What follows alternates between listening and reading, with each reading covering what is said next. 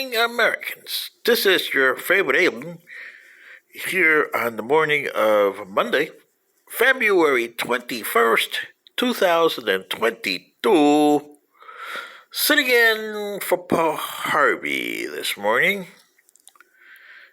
Stand by for the rest of the story. Well, Americans, today is President's Day, and I'm sitting in for Paul Harvey doing a commentary on President's Day, and today's commentary is, and the rest of the story, is the defamation of one Ulysses S. Grant. You African Americans in the last 20 years, actually 30, have gone and you wanted reparations for slavery and taking all the statues of Confederate figures away. You're doing the country a disservice, and you're calling it racist. That leads me to my thing that I've been telling you for the last years, at least 7, on YouTube and Facebook, that you humans have watermelons for brains, and not just the African Americans. And they proved they got watermelons for brains by doing this. Because those statues should have been left where they are. And they're not racist. In your way of thinking, you are absolute and disastrous way of thinking is costing not only your pigmentation, but the human race to be extinct. And let me tell you why I say it's a defamation of character to Ulysses S. Grant. And you can go to your more educated African Americans to tell you your race, your pigmentation. There is no only one race on this planet, but your pigmentation of African Americans here in America, slaves, descendants, who are pushing like people like Jesse Jackson, and Al Sharpton, people crazy like that. Malcolm X was one of them. Martin Luther King knew better, and he tried to tell you, and he got assassinated for it. But anyway, once the Civil War started after the election of Abraham Lincoln, and Abraham Lincoln was a great president, but a man with all flaws. He did some good things, and he did some bad things. One of the bad things was the Emancipation Proclamation, because it cost you dearly for 150 years. He was a self-made man, and I venerate Abraham Lincoln because he tried to help your country. You didn't give him a chance, he got assassinated. The guy that you should tip your hat to is Ulysses S. Grant, and let me tell you why. When Abraham Lincoln got assassinated on April 14th, 1865, he made the mistake of putting Andrew Johnson as vice president. Andrew Johnson was from Tennessee, and you had the radical Republicans under Edwin Stanton. Yeah. Okay. And they wanted to punish the South. So they were giving all these things to the African Americans, rights, the 15th, the 13th, 14th, and 15th Amendment, which came under their rule. Some of it under the Johnson administration, some of it under the first administration of Ulysses S. Grant. But in 1860, Ulysses S. Grant was a nobody guy. Okay. He was known as a heavy drinker, yes, a heavy smoker, oh you betcha. But Ulysses S. Grant had something that presidents seldom have. He had a compass, just like Abraham Lincoln did. Abraham Lincoln didn't meet President or Ulysses S. Grant until 1864, 4 years later. Now, President Lincoln had the unfortunate thing of picking bad generals, i.e., McClellan, yoo-hoo, McClellan, yeah, yeah, yeah, okay, and subsequent leaders for his Army of the Potomac. And you had disasters, i.e., the first and second battle of Bull Run, first and second battle of Manassas, battles of Antietam, okay, and it wasn't until George Meade came into action at the Battle of Gettysburg in 1863 that the Union finally got a little upper hand on the East at the Battle of Gettysburg. Meanwhile, in the West, a nobody guy like Ulysses S. Grant was going up the rank and winning with the battles at Fort Donelson and Vicksburg. Oh, yeah. Because he was winning the way that he knew how. Total war.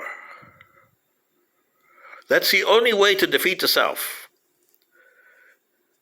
And at the Battle of Fort Donelson, he became known as U.S. Grant. And the U.S. didn't stand for United States. It stood for Unconditional Surrender Grant. Because that's the terms he offered the Confederate guy. Mr. Buckner, I believe. The other two Confederate generals hightailed it out of there in a hurry and left Mr. Buckner holding the bag. Yeah. And, the North seemed to like him because he was winning battles all over the place in the East. And unfortunately, with total war, and Abraham Lincoln can attest to you that, because he ordered, if you had both of them, he was responsible in one way or another for 628,000. I believe that's a figure that they accept all over the place. Union and Confederate dead during the Civil War, 628,000. As opposed to today's president, Biden, who is sitting in the presidency, and under his presidency, almost 650,000 dead under COVID-19. That's more than the Civil War under Abraham Lincoln. Whew. You understand that, Americans? Really? So Ulysses S. Grant was summoned by President Lincoln to be the first 4-star general or 5-star general since George Washington, and to take command of all Union armies. Him and George Washington commanded all Union armies, all United States armies. They were supreme commanders. 80 years from then, you would hear that word again. And I'll get to that in a second. But he was known as the Butcher because of his way of doing business with the South. He had some guys that he could count on. Phil Sheridan and Mr. William Tecumseh Sherman. Yoo-hoo, Georgia. Sherman. Yoo-hoo. Yeah. Now, Sherman was the same as Mr. Grant. Sheridan to a certain extent. But Sherman and Ulysses S. Grant shared one thing in common. They were both no-nonsense generals.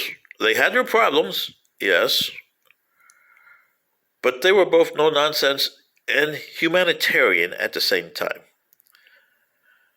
Unfortunately for Sherman, some of his underlings were not that way, as you guys in Georgia, and especially Columbia, South Carolina, found out. Well, with the total war that he practiced, he went in to face the Army of Northern Virginia under Robert E. Lee. Now, Robert E. Lee came out of that war as a hero American. And today, when I went to school, my teachers told me Robert E. Lee had a choice. And his choice was command the Union armies or stand for his state of Virginia. And this is what you guys don't understand today, Americans, especially African Americans, who hate Robert E. Lee.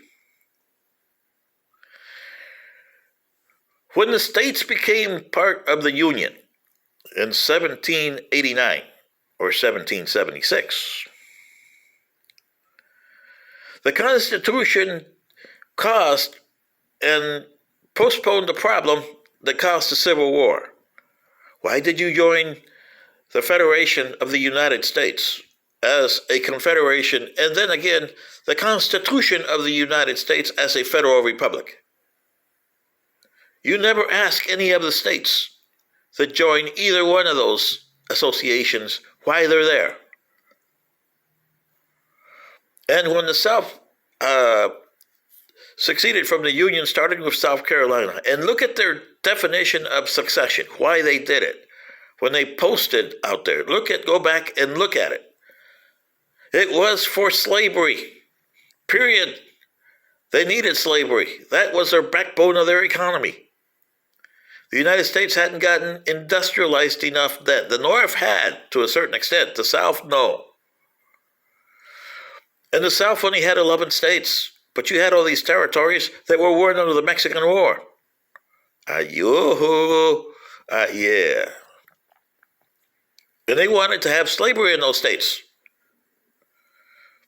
Because they had the Compromise of 1820. You bring one state free, one state dead. So you're going to have a balance. Well, it didn't happen. And then you had lousy presidents that came in like Miller Fillmore. Yeah. Whoa. After the Mexican War, the Whigs won 2 elections. One before the Mexican War with William Harrison, and he had John Tyler as a vice president, who became president for most of that because he only lasted 30 days. And he was a lousy president. And then Zachary Taylor, the hero of the Mexican War, became president in 1948 or 49, and he only lasted 1 year because he kicked the bucket, just like Harrison had done 8 years earlier. And,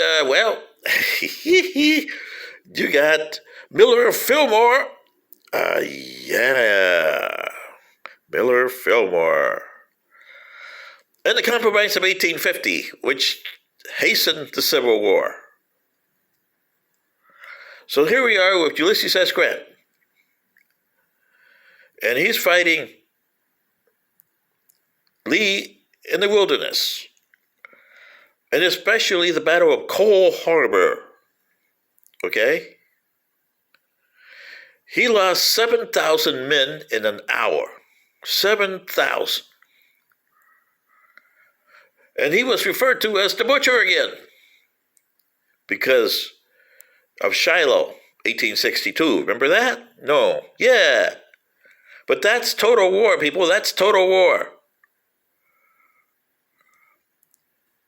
So then he won the war. He forced Lee to surrender with unconditional terms. But he told the Confederates, go home. Take your weapons and go home. You have a family to tend to. Now that is an interesting general. Then the period between 1865, after Lincoln's assassination, and the election of 1868, it was a disaster. The radical Republicans wanted to humiliate the South. And in the South, you African Americans know that in 1865, they established the KKK, Ku Klux Klan. And they meant business, especially in New Orleans. They did a massacre in New Orleans that nobody talks about today. You talk about the 1921 massacre in Oklahoma. Well, imagine that 1,000 times worse in New Orleans. And it was 1,000 times worse in New Orleans. And Johnson, being a Southern sympathizer, he let that go because he was favoring the Confederate old states, being from Tennessee. He almost got himself, how would you say, impeached. And Mr. Ross, another senator from Tennessee, saved his butt. The one good thing Johnson did, because he knew there was a conspiracy to kill Abraham Lincoln, was pardon Samuel Mudd, who had absolutely nothing to do with this. But that's all he could do. He couldn't take his conviction, and to this day, the Mudd family is trying to overturn the conviction. The Army won't let him overturn it because they'll have to bring a can of worms up in the air 150 plus years later. In 1869, Ulysses S. Grant, as a popular winner in general in the Civil War, became president. And he went into the United States and he looked after it like Abraham Lincoln. Him and Abraham Lincoln were cut from the same cloth. You don't look at it that way today because you have defamed his character. And you African Americans who are out there protesting and burning stuff should know that if it wasn't for Ulysses S. Grant, you would have been kissed off a long time ago. Because in 1869, things were bad in the South. You were getting killed at an enormous rate by the KKK. They were trying to do ethnic cleansing back then. Do you understand me, African Americans, as an alien from another planet? Ulysses S. Grant saw this and he started Reconstruction. And he did something that everybody hates even today. Federal troops and states and martial law. He created martial law for those 11 states, went over there, and by 18, with the bill that passed in 1871, the Ku Klux Klan bill, yoo-hoo! He had eliminated the KKK. They literally went out of business. And you African Americans could vote and hold office and run some of the states in the South, which irked the Redeemers, as the Democrats called themselves.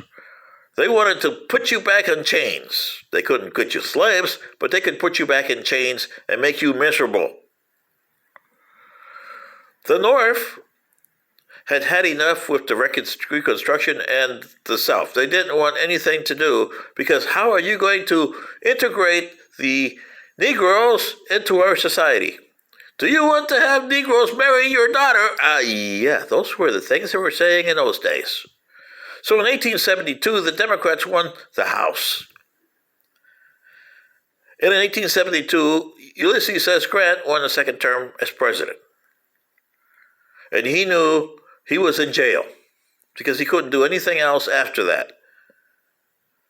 Reconstruction was almost dead. And by the time he left office in 1877, it was dead. There was also the election of 1876 with the backroom deal. The Republicans wanted at all costs the presidency, and the Democrats wanted at all costs the South. The Redeemers. Therefore, the backroom deal of 1876, and President Ulysses S. Grant knew that this was going to be hell to pay for 100 years. The Democrats got their way. They got the South. The Republican got Rutherford B. Hayes as president. And subsequent presidents were terrible. Rutherford B. Hayes. Who was the other one there? Benjamin Harrison. Yoo-hoo! Benjamin Harrison. Yeah. And then you had the Democrats with Grover Cleveland. Then, had him again for 2 terms. But by the time of Theodore Roosevelt, the die was cast. Because the South became solid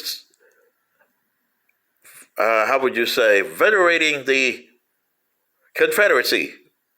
And you African Americans, here's where you got a problem. Because between the period of 1876 and 1920, the South went about to rewrite history. Okay? They watered down the 14th Amendment because they were getting strength in the South. They controlled it now. They were putting what you called segregation laws in place. And the Supreme Court was siding with them, especially in 1896 with the Plessy versus Ferguson, which established separate but equal for African Americans. The northern states were having a problem too because they were getting industrialized, but they needed workers. And who moved up in droves because of the way the South was being done?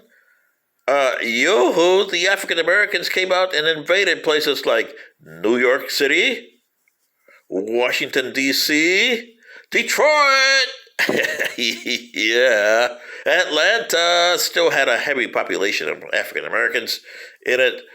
St. Louis, oh, yeah.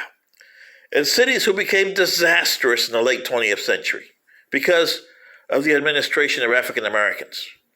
Because nobody told them or spent the time for decades to bring them into your American system.